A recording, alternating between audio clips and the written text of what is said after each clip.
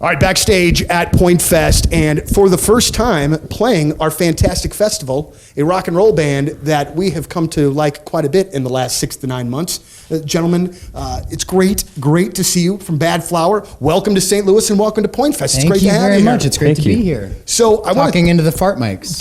Talking into the fart mics, absolutely. The first thing that I just want to like kind of cut straight to it. The song "Promise Me" we're playing right now, and I love it. Thank you. Like, I absolutely love it. When we play it, I honestly feel like it jumps out of the speakers and just, I don't know, man, I think it just sounds great, but it definitely sounds different than the first two singles before it. I'm assuming that was a purposeful move on you guys' part. I think if it was up to me, "Promise Me" would have been the first single. But there were tactics involved and as to why we went and did it in the order that we did. And I'm glad that we did it in the order that we did because Ghost was such a huge success. And then Heroin, we didn't expect to also be such a huge success. So it was cool to sort of like seal that and now come out with our song that is way less on the rock side that everybody knows us to be. Mm-hmm. And it shows more of who we really are, which is a more diverse group. Right. And I believe, if I'm not mistaken, "Promise Me" went #1 at Active Rock over the week. Heroin went number one. I was like, it did?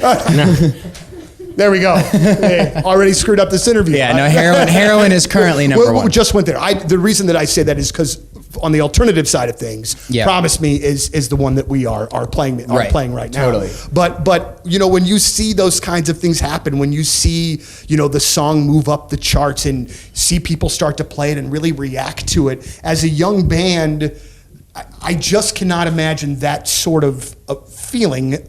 It has to be just a really rewarding thing because I'm sure it's something they've been working on for quite some time. Obviously have a lot invested in it. When you start seeing the comeback, more people at the gigs, how does that trigger in your mind? It is rewarding, but it also like it becomes normalized really fast.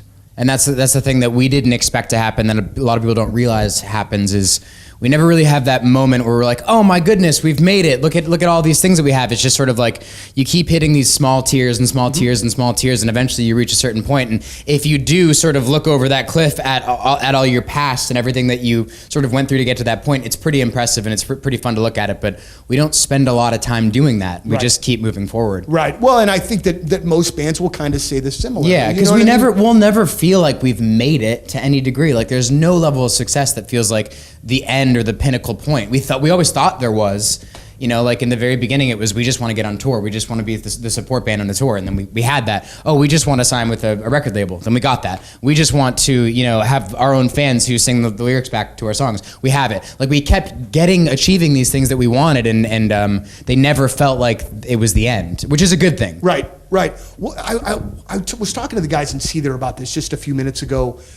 Sometimes when you are writing, I've heard from those that are talented enough to write songs, which I am not one, that sometimes they don't like to listen to other things while they write because it unduly kind of influences them. Is that something? Oh yeah, it's a real thing. Well? For sure. Yeah. It's not that we don't like to listen to other things, but if you do, chances are some little piece of what you've been into is going to be it's going to be in your new music. It's just the way it is. Like a little chord progression, a little lyric change, like some tiny little thing. It's going to like recycle itself into your new work. So then do you hear that and go, I was listening to X and X at the time. Yeah. Out. Sure. But we also embrace that. Like if it's not straight up plagiarism or if it's not stealing, it's like, it's kind of cool. Right. You know, and I'd even admit to that at times. Like listen to this one part in that song. It sounds just like this. Clearly I was listening to a lot of that at the time. Did I read this? And I could have read this wrong. And if I did, it'll be embarrassing moment number 2 in our Spice interview. Girls? No. Okay. Did you guys record the I Don't Know How But They Found Me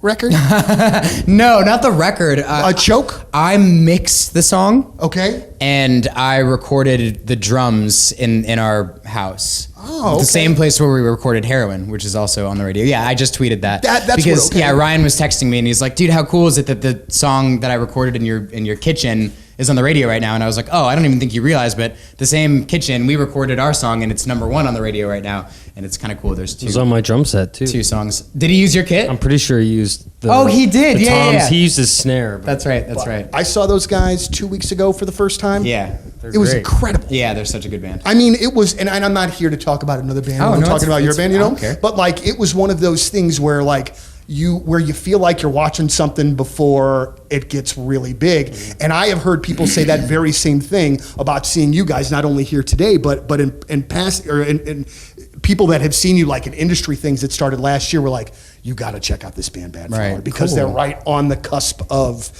of breaking out. And that's when I first heard you, and it was about a year ago, and we have been playing you ever since. Nice segue from them back to us. That was perfect. You know, Like you snaked right back into it. I try to be a professional when That's it's all great. possible, but we're very happy to have you guys here, and again, we're very thrilled to have. One of the things I like, and I feel like the station is very successful when there's all kinds of different types of alternative on the radio station. Right. And I think that you guys are very unique in what you do, and we're very thankful to have you here today, and Oh, look forward thank you. to continued Thank you. success, and really hope we can get you back here maybe for Christmas or something along those lines. Sure. I know Yeah. there's booking Christmas. agents and things. Send all the right emails to the right people, and That's you can right. make it happen. Yeah. I don't do those emails. I don't do them either. All right, good. It's the gentleman from Badflower backstage at Pointfest. Thank you guys very much. Thank you. That was great. thanks.